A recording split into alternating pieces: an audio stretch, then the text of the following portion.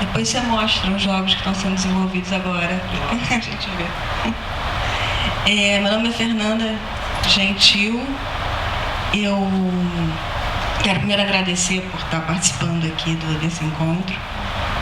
Vim parar aqui pelas mãos do Arthur e da Eliane e da Heloísa Buarque de Holanda, que me pediu para dizer que gostaria muito de estar aqui, mas ela teve uma cirurgia na perna e precisa ficar de molho, então não pôde vir. E eu estou feliz de estar aqui não só porque é sempre bom poder falar um pouco do seu trabalho, mostrar o que você está produzindo, mas também para ouvir justamente essas histórias, porque a minha pesquisa no PAC, que eu faço pesquisa lá no pós-doutorado do Programa Avançado de Cultura Contemporânea da FRJ, que é o PAC, é justamente em narrativas digitais. E a ideia dessas narrativas são narrativas que foram concebidas para o meio digital. Elas não é uma tradução das formas anteriores para o suporte digital, não é um e-book que a gente está falando. Está falando de uma narrativa que foi pensada para aquele meio, criada utilizando aqueles recursos. Então, por isso a organização tem uma organização eletrônica, de literatura eletrônica, aliás, que fala de literatura eletrônica e tem esse conceito. Eles têm esse acervo já, tem alguns trabalhos que foram feitos que estão lá, e tem também uma biblioteca boa, que é a biblioteca Cervantes Virtual, que tem já uma produção que está começando a acontecer dessas narrativas. Tem uma outra pessoa aqui fazendo, o Cláudio está aqui, que faz uma narrativa digital também. E eu comecei um pouco por acaso. Eu tenho um trabalho que começou porque eu tive a ideia. Não foi assim, não foi uma coisa aleatória, nem porque eu falei, o digital é legal, então vou fazer alguma coisa nisso. Não. Eu tive uma ideia de fazer um livro que era... nem de fazer um livro, não. Na verdade, de contar uma história de um casal através da correspondência entre eles. Que nada mais é que um romance epistolar. Não é um gênero que todo mundo conhece, não é nenhuma novidade. Mas é que era bastante óbvio para mim que, nesse momento, a maneira como as pessoas se correspondiam era por e-mail, e que não fazia sentido eu escrever essa história desse casal por cartas. Então, teria que ser por e-mail, e sendo por e-mail, o que existe de diferente, acho que a carta e o e-mail tem uma natureza parecida, tem assim, ainda é similar, não é como outras formas de comunicação que já tem uma dinâmica diferente. Você fala por Skype, você fala por Torpedo, você fala por Facebook, já é outra coisa. Mas o e-mail não, o e-mail tem aquele cabeçalho, tem aquela despedida, tem aquela coisa ainda próxima da carta. Mas a diferença é que você tem todo um compartilhamento de imagens, de vídeo, de som. Então eu queria trazer isso para o livro, assim, eu queria que fosse um livro que mostrasse isso, essa troca de correspondência eletrônica. E fazia todo sentido que fosse no ambiente digital, era próprio para isso. Então eu tive essa ideia, mas não tinha a menor ideia de como realizar isso. Depois desse momento, surgiu também um edital da Funarte, de produção cultural para a internet. Eu resolvi botar esse projeto no papel e ele foi selecionado nesse edital. E fui fazer o projeto. E sim, foi uma revelação, porque eu achei que era... o projeto era assim, era um livro em formato de site, escrito durante 11 semanas em tempo real, eu ia postar todo dia. E eu achei que era só contratar alguém para fazer o site para mim, que eu não entendia nada. Eu falei, vou contratar alguém para fazer o site, um designer, vai dar para ficar bonitinho e tá tudo bem. E eu vi que não era nada disso, que eu tinha que ter essas pessoas, o programador e o designer, não foram no meu caso, mas deveriam ser coautores, eles são parceiros, não é uma prestação de serviço e resolveu.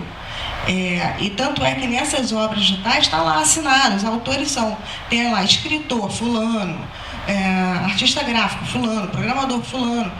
É uma criação coletiva, assim.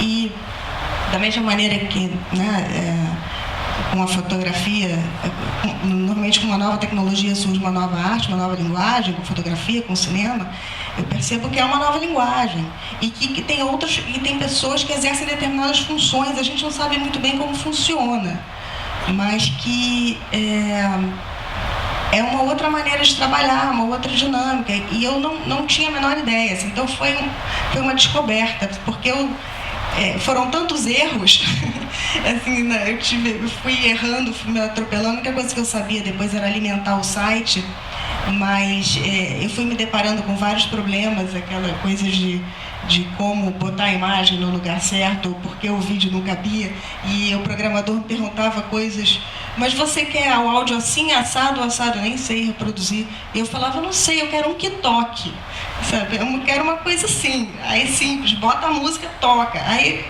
então assim, eu percebi que era ignorância minha, que eu precisava, você tem até que saber o que pedir.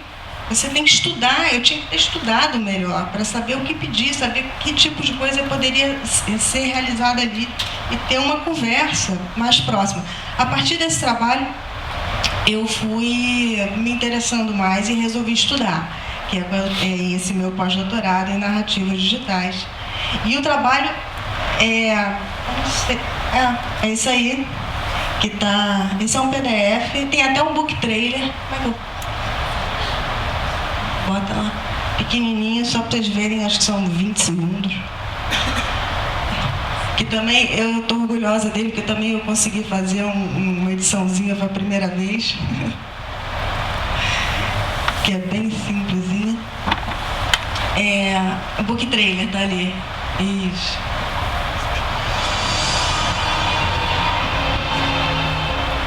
É uma brincadeira no ar ali.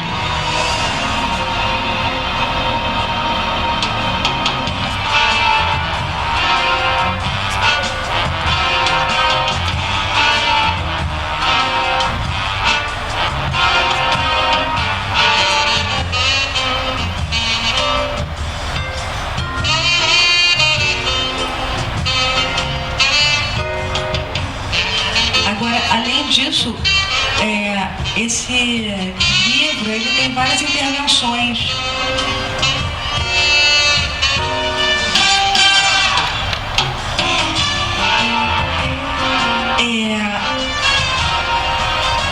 Esse livro ele tem várias intervenções de artistas. Para complicar um pouco mais, além de eu estar escrevendo em tempo real, isso era um desafio. Porque eu sou escritora, eu tinha outros livros publicados, mas era a primeira vez que eu ia escrever ali todo dia. Então, eu não podia, não é um texto que eu escrevo que eu vou e reviso, e guardo na gaveta, e releio, e resolvo mostrar ou não, desisto dele, não. Foi. Então, assim, eu tinha que abraçar o erro, o improviso, é uma escrita momentânea. E tinha que estar aberta para fazer isso, assim, inventar sem medo, né? Então, fui postando lá e tinha também que responder à colaboração dos artistas, porque eu chamei um artista convidado a cada semana. Eram semanas, os artistas podiam mandar o que quisessem para a história. Então, podiam mandar um vídeo que tivesse a ver, um desenho, e eu tinha que não só escrever na hora, né, tá inventando essa história na hora, como tá respondendo a essa colaboração que fazia parte, né, que era parte da narrativa. Então foi uma experiência legal. Eu tenho a versão impressa dele aqui, depois eu mostro para vocês, e tem o site, e depois eu dou um folhetinho com o site onde está o livro, vocês podem entrar lá e ver como é que ficou, tá? Alô? Bom, meu nome é Renato Rezende, agradeço ao convite de estar aqui.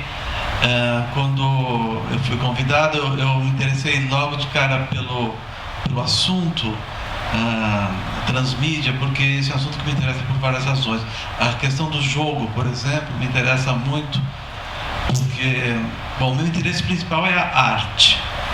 Mas arte e jogo têm uma irmandade, né? São duas atividades que têm como fim em si mesmas, né? Atividades que em si mesmas se realizam. Então me interessa pensar a arte como um jogo, de certa maneira, né? Um jogo privilegiado, vamos dizer assim, onde aparece um sujeito. Então o sujeito também é uma coisa que me interessa as novas mídias, não no sentido apenas das novas possibilidades de linguagem que elas trazem, mas também no sentido dessa transmídia, né? Na maneira como você pode, no mundo contemporâneo, você superou aquela preocupação que o modernismo tinha de manter cada gênero nas suas especificidades, né? A pintura na tela, falando sempre de um certo cromatismo. Você vem já desde os anos 60, 70, com o que nós chamamos de arte contemporânea, que é transmediática, que lança a mão de vários suportes diferentes e linguagens diferentes e inclusive transdisciplinar. Você tem trabalhos artísticos que se parecem muito com trabalhos sociológicos ou filosóficos, e tudo isso me interessa muito pensar. Então, eu queria mostrar para vocês um pequeno trabalho que eu fiz, só para ilustrar, depois a gente conversa mais sobre isso, mas um trabalho que eu fiz no Futuro, aqui no Rio de Janeiro, em Ipanema, chamado My Heart in You, que é um projeto que eu tenho em parceria com um artista alemão, o Dirk Vollenbroich. E eu venho da área da literatura, tenho um trabalho como poeta e me interessa pensar a poesia num campo ampliado, até para provocar um pouco a academia, a crítica, né? A poesia fora do suporte livre, a poesia se dando em outras formas, em outras temporalidades também. Então eu chamo isso provocativamente de trabalho de poesia, embora não haja nenhuma palavra nesse trabalho, que é uma intervenção urbana, diríamos assim, e que trabalha com a tecnologia, mas de certa maneira subvertendo a tecnologia, porque é um trabalho que usa o celular, a tecnologia celular, mas não é trocada nenhuma palavra, porque eu acho que, paradoxalmente, a gente vive num mundo onde existe muita comunicação e, ao mesmo tempo, muita solidão. Então eu acho também interessante trabalhar as mídias um pouco para ir na contramão do que elas mesmo produzem socialmente. Então a gente pode mostrar o trabalho aqui, o My Heart in You, é um videozinho institucional feito pelo Futuro, então tem todo o logo do Futuro e tal, mas é um registro interessante do que foi feito.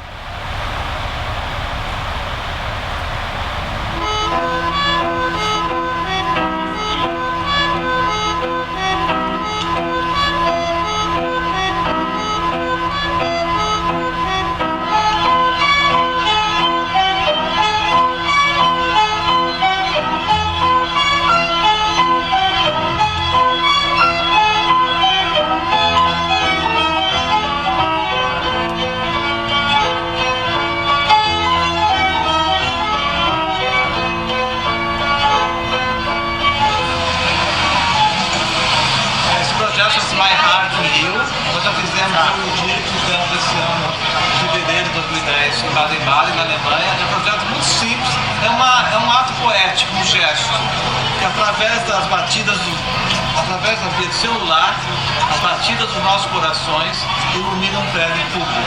Isso aqui também é médico, é de medicina, isso leva as pulsações, as pulsações são lindas aqui, e através desse cabo ela vem um celular que está aqui. E aqui a gente está colocando, todo mundo que quiser coloca o dedo. Dani, essa coração dele? E aí o coração da Dani ilumina o prédio do hoje.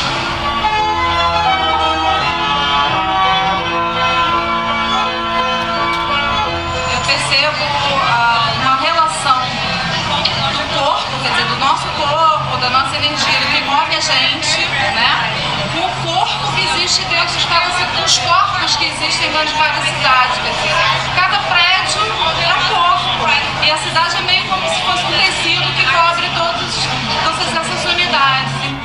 trabalho interessante, acho que cria uma outra vertente, uma outra possibilidade de se discutir não só uma amplitude, né, das artes visuais, mas esse diálogo das artes visuais pode traçar, por exemplo, com a cidade. Você está afetando de alguma maneira as pessoas, elas reagem de maneiras diferentes, elas conversam de maneiras diferentes, elas estão interagindo de maneiras diferentes com a iluminação mudando de alguma maneira, e isso através de uma outra pessoa que também está interagindo. Bom, agora estava falando com um dos artistas, o artista brasileiro, que teve um momento que o batimento ficou mais acelerado. Eu perguntei se ele tinha trocado de pessoa. Ele disse não, que era ele. Isso é interessante. Você quer experimentar um pouquinho também? Dá o seu dedo. Você vai iluminar o prédio com o seu coração. Não pode? Põe fogo, põe fogo. Agora, ó, isso é o seu coração batendo no ritmo daquela janela.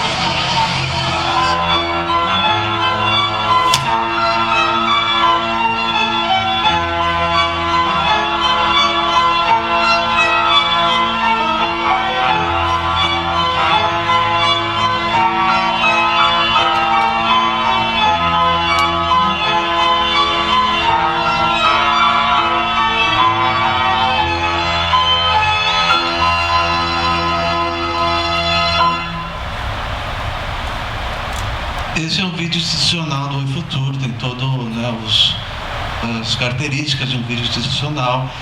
Esse é um vídeo feito na noite de inauguração do projeto. O projeto não é isso. O projeto é um projeto silencioso que durante um mês o meu coração, eu estaria aqui com vocês agora, por exemplo, com aquele aparelhinho, e o meu coração estaria pulsando ali no Oi Futuro. Uma noite eu, outra noite o Dirk lá na Alemanha, o coração dele pulsando um prédio aqui. Então a gente estava usando a tecnologia do celular, que é uma tecnologia, as pessoas falam, usando essa tecnologia de um modo silencioso para fazer uma ode à amizade. Era o próprio coração que estava pulsando num prédio de uma cidade que nós dois amamos muito, que é o Rio de Janeiro. Nós fizemos isso em outros lugares também, mas sempre com uma relação afetiva. Então, o que nos moveu, além dessa ode à amizade, desse uso na contramão de uma tecnologia, é também de trazer um corpo respirando, pulsando na própria arquitetura. Então, tem uma série de elementos que a gente gostou de pensar no trazer de um sujeito dentro dessas mídias todas, né? Eu acho que a arte tem muito a ver com o jogo e, no entanto, talvez uma diferença que me interessa é a diferença do sujeito, né? Que acho que possa surgir também no jogo propriamente dito, mas essa relação de um com o outro. Eu acho que existe um saber na arte que é um saber atravessado pela experiência. Então, essa experiência, que é uma experiência sempre de uma troca, que a gente tentou explorar em projetos como esse e outros projetos que eu chamo de projetos de poesia, né? Tentando aproximar as pessoas, tentando trazer algo ali de inapreensível, de certa maneira. E esse é o projeto, isso que eu tenho feito.